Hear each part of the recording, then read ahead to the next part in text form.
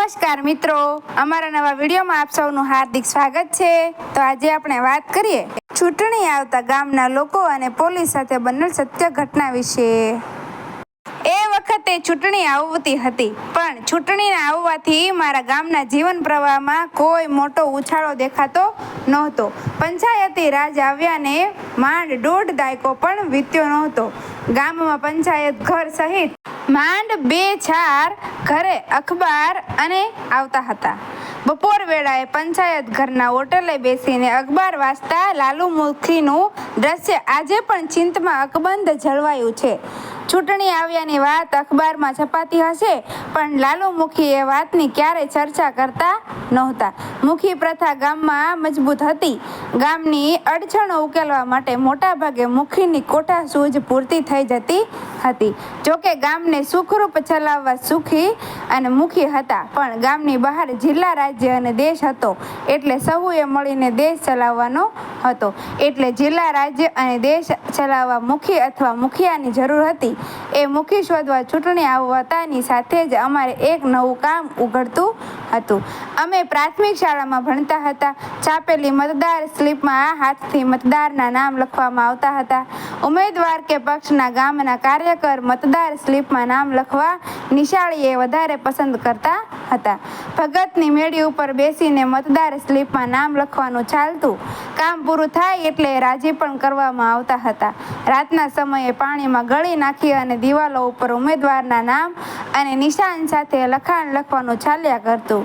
લખાણ લખતા પહેલા દિવાલ ધણીની પરવાનગી લેવાની લેશ માત્ર જરૂર નહોતી પડતી। ચૂંટણીનો લેશ માત્ર ઉશ્કેરાટ દેખાતો નહોતો। ઉમેદવાર ગામના ચોકમાં આવી પોતાની વાત કરી અને નીકળી જતા હતા। મોટા ભાગે ઉમેદવાર પ્રૌઢ અને પીઢ હોય તેવું વધારે બનવા પામતું હતું। પ્રચાર કરવા આવતા ઉમેદવારને સાંભળવા હાજર હોય એટલા ગામ લોકો આવી જતા હતા। કદાચ માથા ગણવાની તજવીજમાં કોઈ પડતું ન હતું। રાત્રે કોઈ ભજીયા કે નાસ્તાનો તાવડો ચડાવતું નહોતું।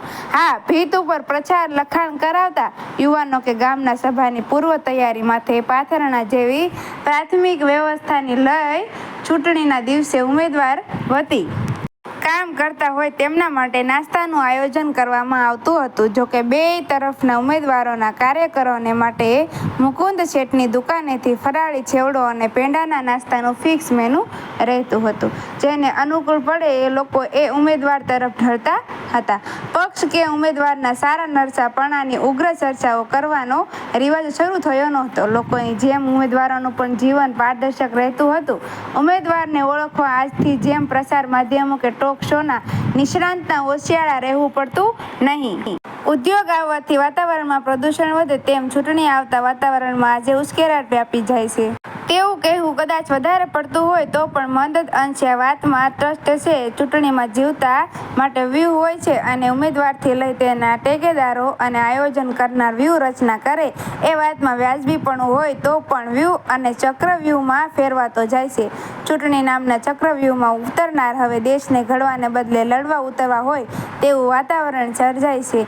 ચૂંટણીએ હવે અનેક ગ્રામ્ય વિસ્તારોમાં કડવાશ ઊભી કરી હોવાનો અસંખ્ય દાખલાઓ આપણી આસપાસ નજર મળતા જળી જશે।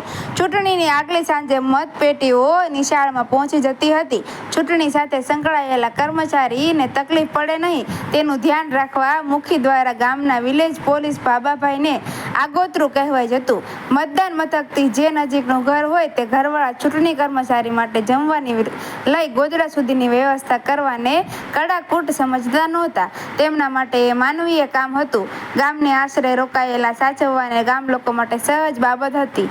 ચૂંટણીનો દિવસ આવતો અને પસાર થઈ જતો, આંગળીઓ ઉપર શાહીનું જાંબલી ટપકું પણ અંકિત થઈ જતું। મતદાન કર્યા પછી ગામ કામ ધંધે વળગી જતું। રાત વેળાએ ગામના ચોકમાં સડસડાસડી સાથે હાર જીતની કોઈ ચર્ચા સંભળાતી નહોતી। મત આપ્યા પછી મતદારોનું કામ પૂરું થયું હતું। હવે જીતનાર જણે મતદાર અને દેશને સાંભળવાનો હતો। ગામના ચોકની ચર્ચાઓમાં સિંહ, વગડો, ભૂત અને દિવસભરના સારા માઠા બનાવોની વાતો ચાલ્યા કરતી। મતદાન કર્યા પછી પળવારમાં ચૂંટણીને ખંખેરી શકવાની વિધા મારા ગામ પાસે હતી।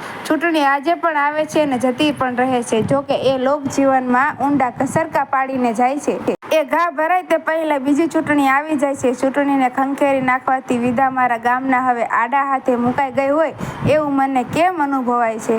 મિત્રો, વિડીયો ગમ્યો હોય તો વિડીયોને લાઈક કરજો, શેર કરજો અને અમારા આવા જ નવા વિડીયો જોવા માટે અમારી ચેનલને સબસ્ક્રાઈબ કરી દેજો. તમારું આ વિડીયો વિશે શું કહેવું છે કમેન્ટમાં જરૂરથી કહેજો. રાધે રાધે, જય શ્રી કૃષ્ણ, ધન્યવાદ.